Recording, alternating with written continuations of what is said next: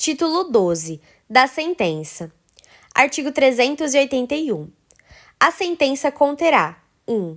Os nomes das partes ou, quando não possível, as indicações necessárias para identificá-las. 2. A exposição sucinta da acusação e da defesa. 3. A indicação dos motivos de fato e de direito em que se fundar a decisão. 4. A indicação dos artigos de lei aplicados. 5. O dispositivo. 6. A data e a assinatura do juiz. Artigo 382. Qualquer das partes poderá, no prazo de 2 dias, pedir ao juiz que declare a sentença, sempre que nela houver obscuridade, ambiguidade, contradição ou omissão. Artigo 383. O juiz, sem modificar a descrição do fato contida na denúncia ou queixa, poderá atribuir-lhe definição jurídica diversa, ainda que, em consequência, tenha de aplicar pena mais grave. Parágrafo 1º. Se em consequência de definição jurídica diversa houver possibilidade de proposta de suspensão condicional do processo, o juiz procederá de acordo com o disposto na lei. Parágrafo 2º. Tratando-se de infração da competência de outro juízo, a este serão encaminhados os autos. Artigo 384. Encerrada a instrução probatória, se entender cabível nova definição jurídica do fato, em consequência de prova existente nos autos de elemento ou circunstância da infração penal não contida na acusação, o Ministério Público deverá aditar a denúncia ou queixa no prazo de 5 dias, se em virtude desta houver sido instaurado o processo em crime de ação pública, reduzindo-se a termo o aditamento quando feito oralmente. Parágrafo 1º. Não procedendo o órgão do Ministério Público ao aditamento, aplica-se o artigo 28 deste Código. Parágrafo 2º. Ouvido o defensor do acusado no prazo de 5 dias e admitido o aditamento, o juiz, a requerimento de qualquer das partes, designará dia e hora para continuação da audiência, com inquirição de testemunhas, novo interrogatório do acusado, realização de debates e julgamento. Parágrafo 3º. Aplicam-se as disposições dos parágrafos 1º e 2º do artigo 383 ao caput deste artigo. Parágrafo 4. Havendo aditamento, cada parte poderá arrolar até 3 testemunhas no prazo de 5 dias, ficando o juiz, na sentença, adstrito aos termos do aditamento. Parágrafo 5. Não recebido o aditamento, o processo prosseguirá. Artigo 385. Nos crimes de ação pública, o juiz poderá proferir sentença condenatória, ainda que o Ministério Público tenha opinado pela absolvição, bem como reconhecer agravantes, embora nenhuma tenha sido alegada. Artigo 386. O juiz absolverá o réu, mencionando a causa na parte dispositiva, desde que reconheça: 1. Estar provada a inexistência do fato.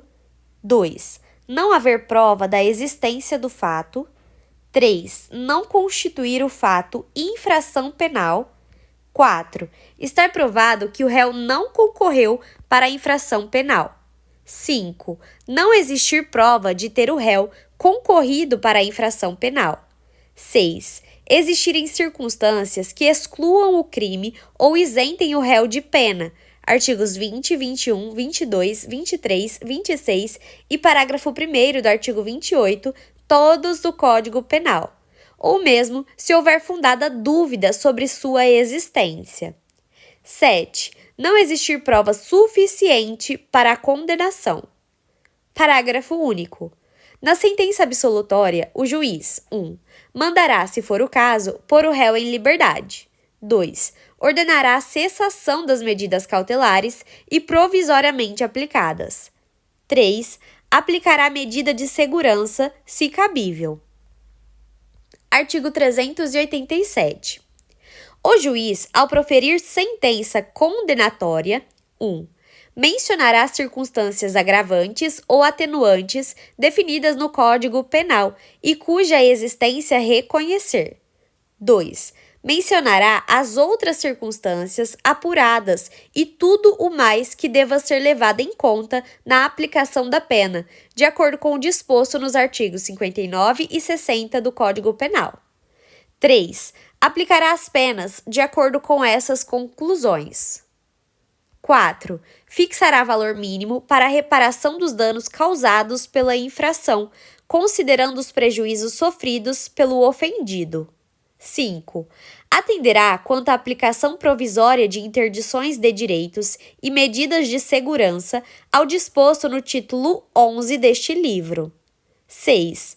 Determinará se a sentença deverá ser publicada na íntegra ou em resumo e designará o jornal em que será feita a publicação. Artigo 73, parágrafo 1º do Código Penal. Parágrafo 1º. O juiz decidirá fundamentadamente sobre a manutenção ou, se for o caso, a imposição de prisão preventiva ou de outra medida cautelar, sem prejuízo do conhecimento de apelação que vier a ser interposta. Parágrafo 2º. O tempo de prisão provisória, de prisão administrativa ou de internação no Brasil ou no estrangeiro será computado para fins de determinação do regime inicial de pena privativa de liberdade. Artigo 388. A sentença poderá ser datilografada e, neste caso, o juiz a rubricará em todas as folhas. Artigo 389. A sentença será publicada em mão do escrivão, que lavrará nos autos o respectivo termo, registrando-a em livro especialmente destinado a esse fim. Artigo 390. O escrivão, dentro de 3 dias após a publicação e sob pena de suspensão de 5 dias, dará conhecimento da sentença ao órgão do Ministério Público. Artigo 391. O querelante ou assistente será intimado da sentença pessoalmente ou na pessoa de seu advogado. Se nenhum deles for encontrado no lugar da sede do juízo, a intimação será feita mediante edital com o prazo de 10 dias, afixado no lugar de costume. Artigo 392. A intimação da sentença será feita: 1. Ao réu, pessoalmente, se estiver preso. 2. Ao réu, pessoalmente, ou ao defensor por ele constituído, quando se livrar solto, ou, sendo afiançável a infração, tiver prestado fiança. 3. Ao defensor constituído pelo réu, se este, afiançável ou não, a infração, expedido o mandado de prisão, não tiver sido encontrado, e assim o certificar o oficial de justiça. 4. Mediante edital, nos casos do inciso 2, se o réu e o defensor que houver constituído não forem encontrados, e assim o certificar o oficial de justiça. 5. Mediante edital, nos casos do inciso 3, se o defensor que o réu houver constituído também não for encontrado, e assim o certificar o oficial de justiça. 6. Mediante edital, se o réu, não tendo constituído defensor, não for encontrado, e assim o certificar o oficial de justiça. Parágrafo 1º. O prazo do edital será de 90 dias se tiver sido imposta a pena privativa de liberdade por tempo igual ou superior a 1 ano e de 60 dias nos outros casos. Parágrafo 2º. O prazo para apelação correrá após o término do fixado no edital, salvo se, no curso deste, for feita a intimação por qualquer das outras formas estabelecidas neste artigo. Artigo 393 revogado.